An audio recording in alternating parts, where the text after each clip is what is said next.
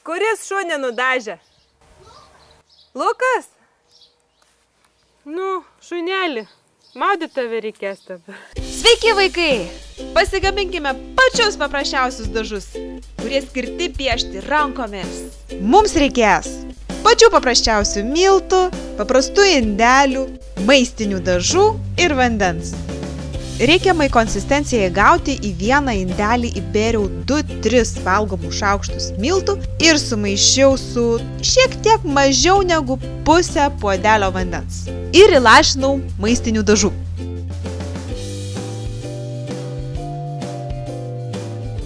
Gavome va tokią tešlą.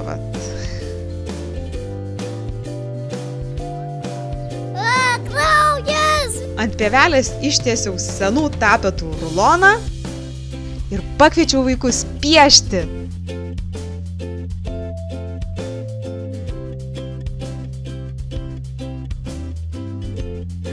Čia vadinasi gamta.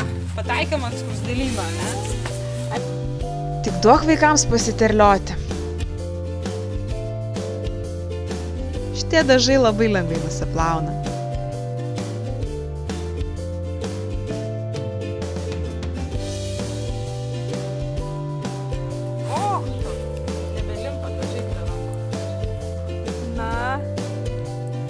Sumaišai jau visas spalvas, tai geltonas tai vargščias visai. Nu, dėk, tai ko tu dabar sumaišai, kas bus, kai padėsi? O, terliotis, kaip patinka terliotis? Taip.